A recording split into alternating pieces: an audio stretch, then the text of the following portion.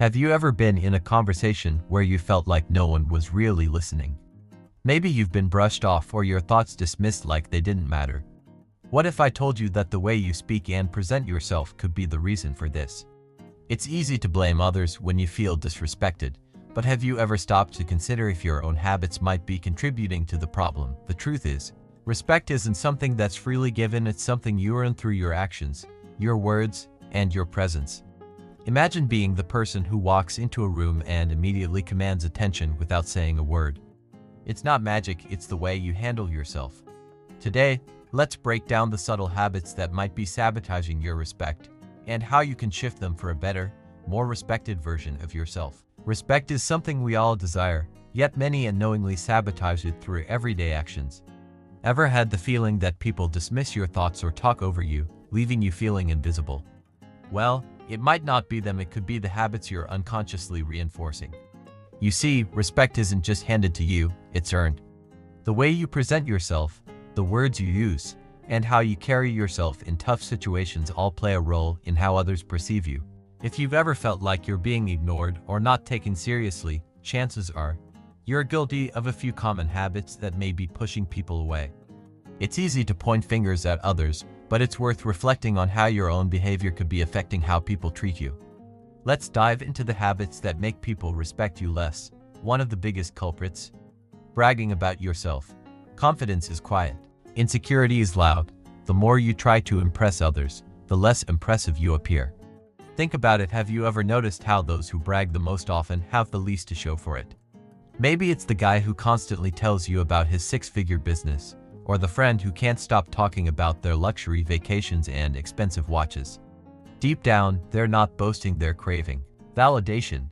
And here's the kicker: the harder they try to prove their worth, the less respect they actually earn. I once met a guy at a networking event who couldn't stop talking about how successful he was. He went on and on about his business, the VIPs he knew, and the extravagant lifestyle he led. But when it came time to demonstrate his expertise, he faltered. People saw through the facade. Meanwhile, the real heavy hitters in the room barely mentioned their own achievements.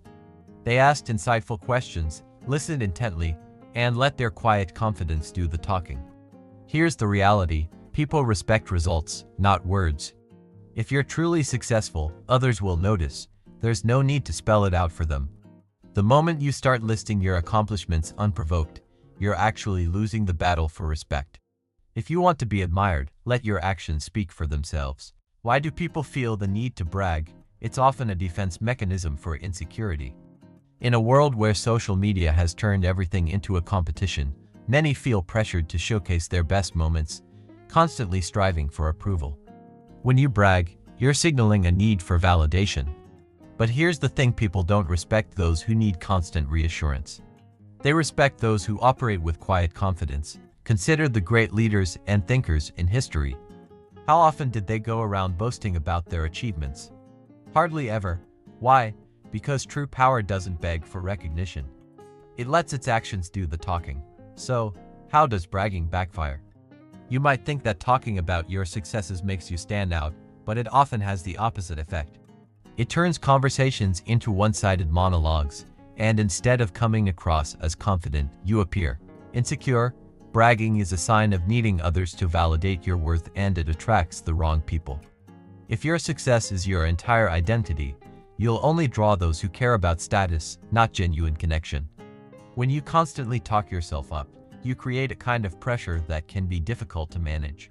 By setting high expectations, you might unknowingly set yourself up for embarrassment when reality doesn't match your words. The truth is, when you boast, you're asking people to expect more from you than you can deliver. And when you fail to meet those expectations, it leads to disappointment, which damages your credibility and respect. So, how do you earn respect instead? The key is simple: show, don't tell. If you're truly great at something, people will notice without you having to announce it. Your work should speak for itself. Let others bring up your achievements. Actually, when someone else praises you for what you've done, it feels more authentic than if you promote yourself. There's something powerful about receiving recognition without having to force it out of people. It shows that your efforts are truly valued. Another important habit to adopt is to ask more, talk less. The most respected people in any room are often the best listeners. Why? Because they take the time to engage with others, to listen, and to make others feel important. These individuals don't feel the need to dominate conversations, they create space for others to shine. This kind of active listening and genuine engagement attracts respect from everyone around them. Now, let's touch on something that's often overlooked: staying humble. The more successful you become, the less you need to talk about it. It's easy to get caught up in the excitement of your success, but the people who truly matter will already know who you are and what you've accomplished. You don't have to keep reminding them. In fact, the more you talk about your achievements, the more you risk coming across as insecure or bragging, which only diminishes your respect. Let's break this down further with real-world examples. Consider the difference between two types of people: the loud bragger and the quiet achiever. Take Michael Jordan, for instance.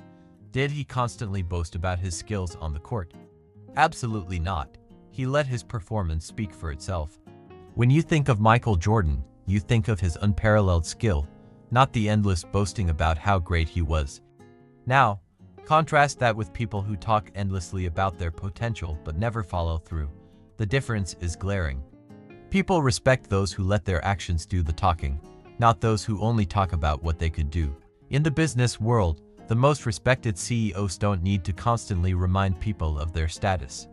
Instead, they focus on action, results, and impact. The true power of leadership lies in delivering on promises and creating meaningful change. On the other hand, those who repeatedly post about their achievements on social media or talk about their title risk losing credibility. Bragging isn't just annoying, it actively works against you. If you want to earn respect, let your success be seen, not heard. People admire those who operate with quiet confidence, who don't seek approval, and who let their work speak for itself. The strongest presence in any room isn't the one making the most noise, it's the one who doesn't need to. Now, let's shift gears a bit and discuss something that's just as important: how you present yourself. It might sound superficial, but trust me, how you look has a much bigger impact on how you're perceived than you might realize. First impressions matter. If you dress poorly or neglect your grooming, people will assume your life is equally unkempt. It's not about following the latest trends or wearing designer clothes, it's about showing respect for yourself and others. Think about it. If someone walks into a meeting wearing wrinkled clothes, unkempt hair, and scuffed shoes, what's your first impression? Even if they're brilliant, they've already lost credibility before they've even spoken. Now, imagine someone who walks in looking polished, wearing clean, well-fitted clothes. They command instant respect. They don't have to say a word, they simply show up looking professional. I once knew a guy who was incredibly talented. He had big ideas and the skills to back them up, but he refused to care about his appearance. He would show up to business meetings in stained t-shirts and messy hair, assuming that his work would speak for itself. But people never took him seriously. His lack of attention to his appearance made others question his competence, and soon, opportunities began to dry up. Meanwhile, others who were less talented but presented themselves well moved ahead in their careers. The truth is, no one wants to do business with someone who looks like they don't have their life together. If you can't take care of yourself, why would anyone trust you to take care of anything else? Dressing well and maintaining good grooming habits isn't about vanity. It's about self-respect and respect for the people you interact with. When you present yourself well, people assume you're competent, reliable, and disciplined. When you don't, they assume the opposite, want to be taken seriously. Make sure your appearance aligns with the level of respect you want from others. First impressions aren't just important, they can make or break your opportunities. And this impact isn't limited to professional settings. How you present yourself influences your social interactions, relationships, and even your self-perception. People who dress well and groom themselves properly exude a certain level of confidence. This confidence is more than just about looking good. It translates into better opportunities, stronger networks, and increased influence. Think about it, take a moment to reflect on people you admire. Whether they're business leaders, athletes, or public figures, most of them prioritize self-care and presentation. Even those who dress casually still maintain a polished look that reflects their value and self-respect. I remember a time when I didn't fully appreciate the power of appearance. I used to believe that skills and personality were all that truly mattered. But one day, I attended a networking event dressed casually. I felt completely out of place compared to the people around me who had clearly put effort into their looks. No one took me seriously, and the conversations didn't flow as smoothly. I was left feeling isolated and overlooked. The next time I attended a similar event, I made sure to dress appropriately, and the difference was undeniable. People engaged with me more, the atmosphere felt warmer, and I left the event with valuable connections.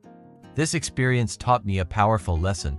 How you present yourself matters more than you might think. People often argue that appearance shouldn't matter. Ideally, it shouldn't, but in reality, it does. As humans, we're visual creatures, and in the first few seconds of meeting someone, we form judgments about their competence, reliability, and status, often based entirely on their appearance. Dressing well doesn't necessarily mean wearing expensive clothes. It means wearing clean, well-fitted, and occasion-appropriate outfits. It means having good hygiene, clean nails, fresh breath, well-maintained hair. A polished look signals discipline, attention to detail, and self-respect, qualities that command respect in every area of life. If you want to be respected, take ownership of your image. Treat your appearance as an extension of your mindset. When you present yourself well, people will assume you have your life together, and once that perception is established, opportunities, connections, and respect will naturally follow. Now, let's explore another habit that can seriously diminish the respect people have for you: oversharing personal problems. There's a fine line between being open and unloading your emotional baggage onto others. Sharing personal struggles with close friends or family members is normal. It's a way of seeking comfort and connection. But constantly unloading your problems on acquaintances, colleagues, or even strangers can make you appear emotionally needy and unstable. People respect those who can manage their difficulties with grace, not those who turn every conversation into a therapy session. Oversharing often stems from a deep need for validation or sympathy. It feels good in the moment to have someone listen and offer comfort, but it comes at a cost. When you regularly air out your personal issues, people begin to see you as emotionally draining rather than as someone they admire or respect. Instead of being viewed as resilient, you might end up being perceived as someone who lacks emotional control. I once worked with a guy who had a habit of sharing every single struggle in his life.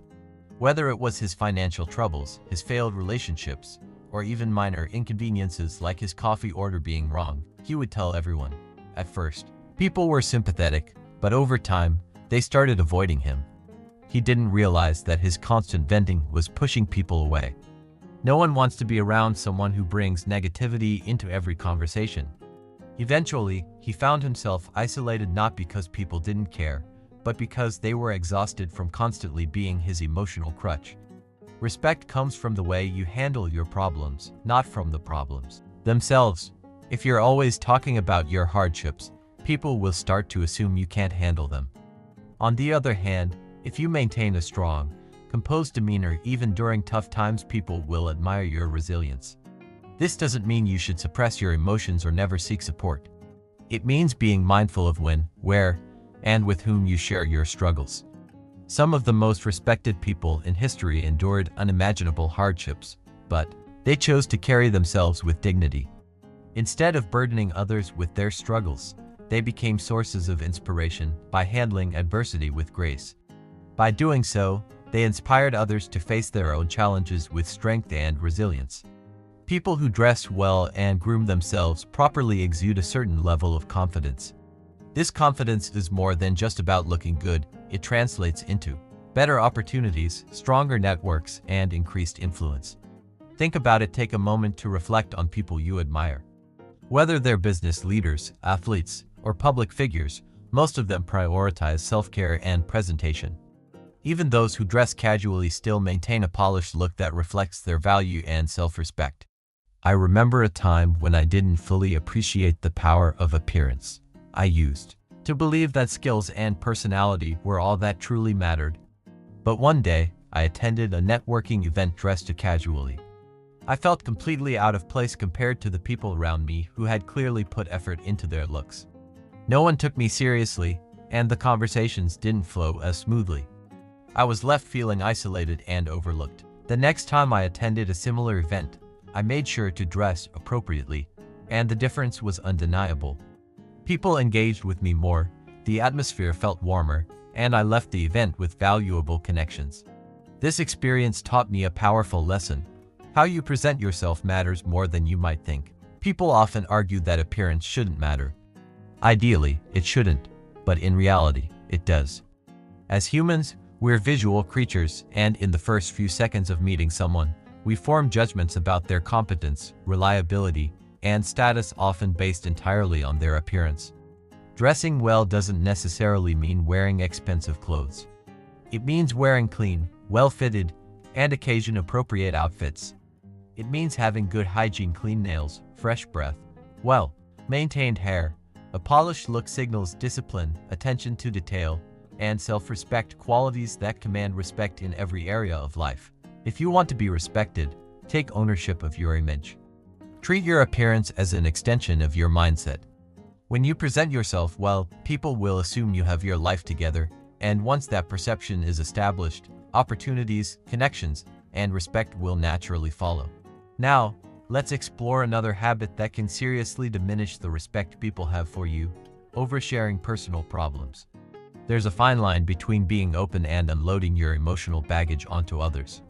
Sharing personal struggles with close friends or family members is normal. It's a way of seeking comfort and connection. But constantly unloading your problems on acquaintances, colleagues, or even strangers can make you appear emotionally needy and unstable. People respect those who can manage their difficulties with grace, not those who turn every conversation into a therapy session. Oversharing often stems from a deep need for validation or sympathy. It feels good in the moment to have someone listen and offer comfort, but it comes at a cost.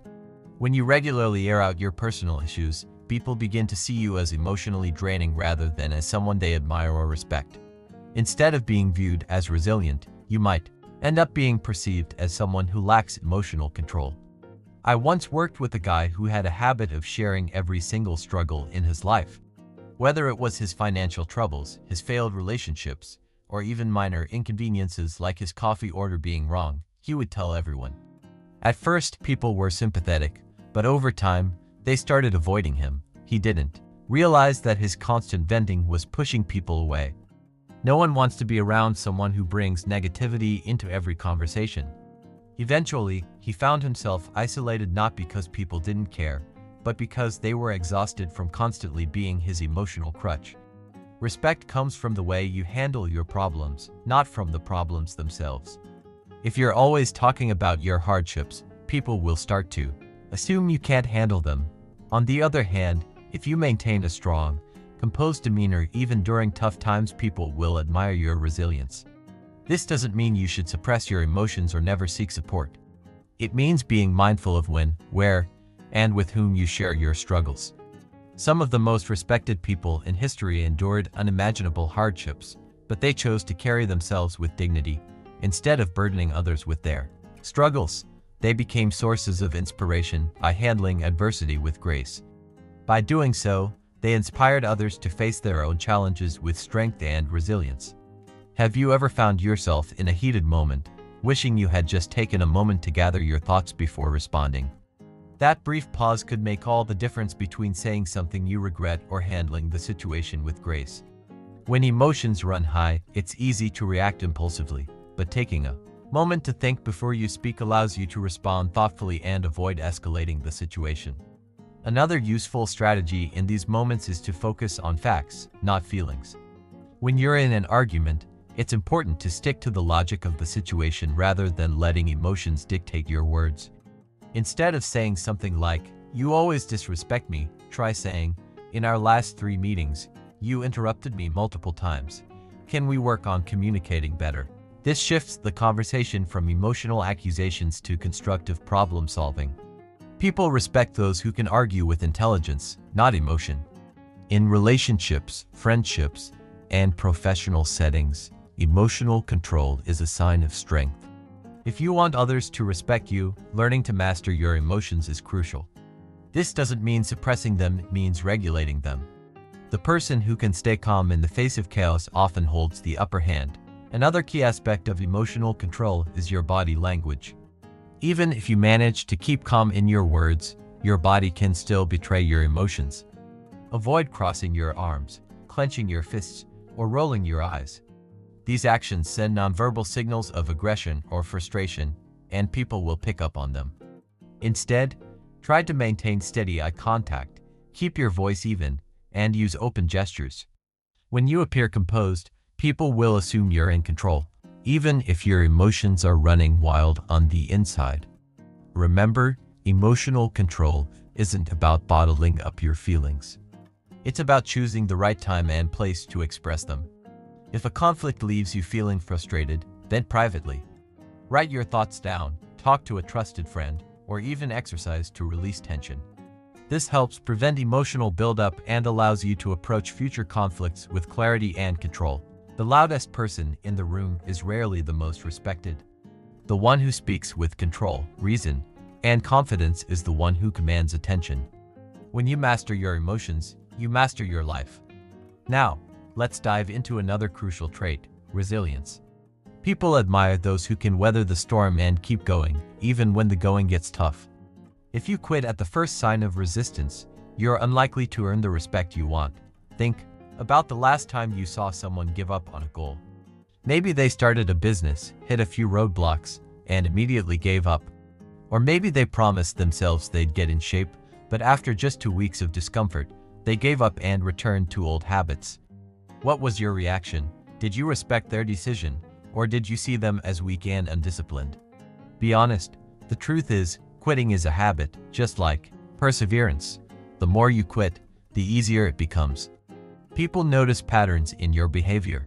If you're the type to give up on commitments, goals, or even friendships when things get tough, others will start to assume you lack the grip to handle responsibility.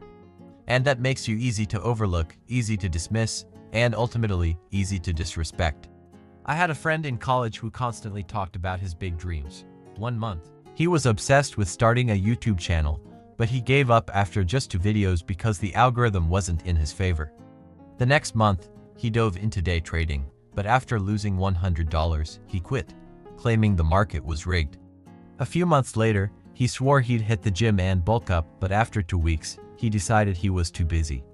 Over time, people stopped taking him seriously, not because he lacked ambition, but because he lacked commitment. Eventually, even he stopped believing in himself. This is the real danger of quitting. It's not just about losing the respect of others, it's about losing respect for yourself. You start believing that you're incapable of following through.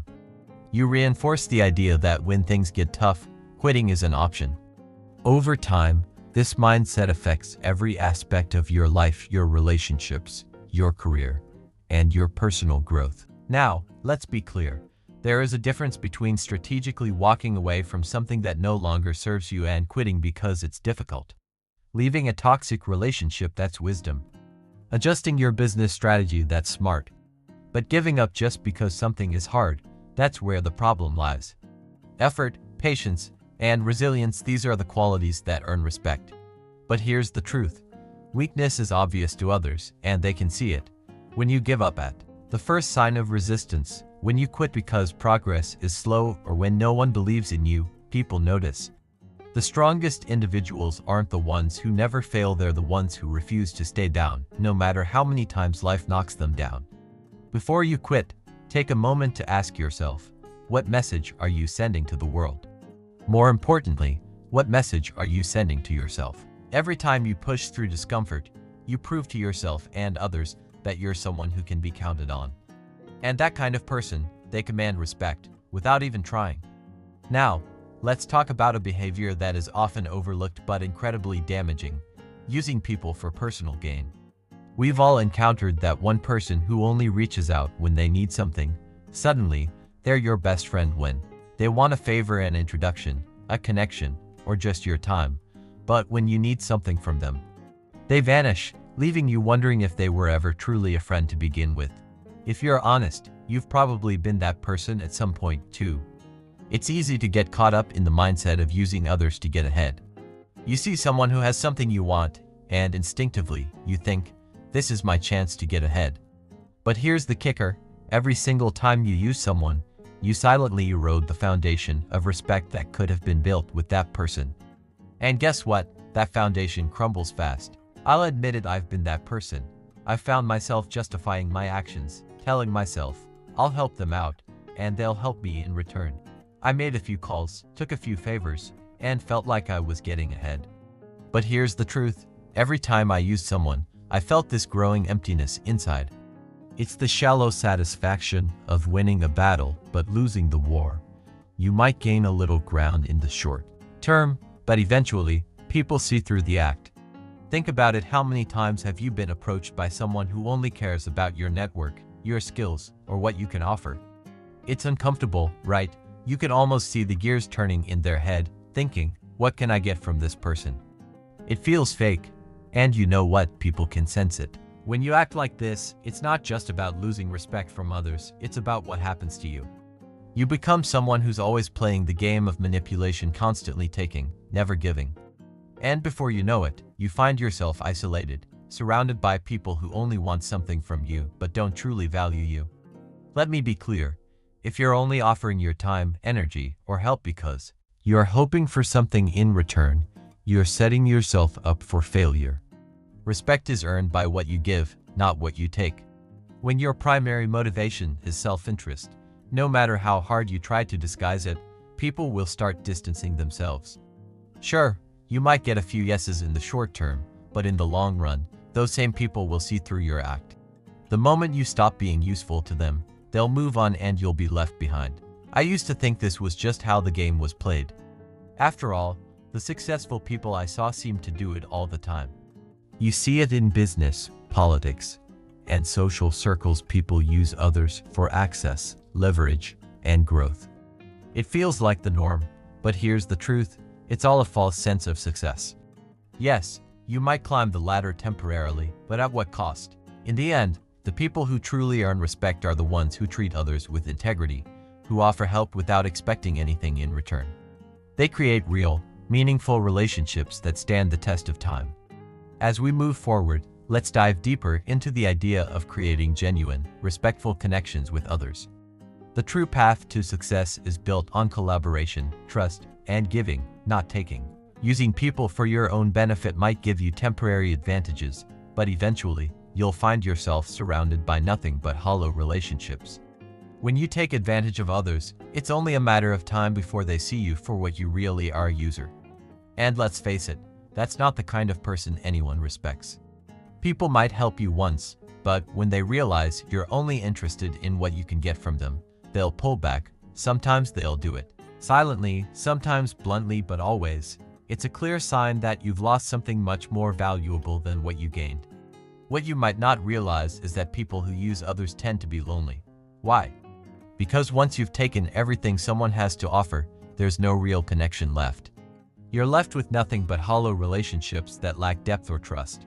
You can't fake genuine respect, it's impossible. You might get someone to do something for you once, but when they see through your intentions, the bond breaks.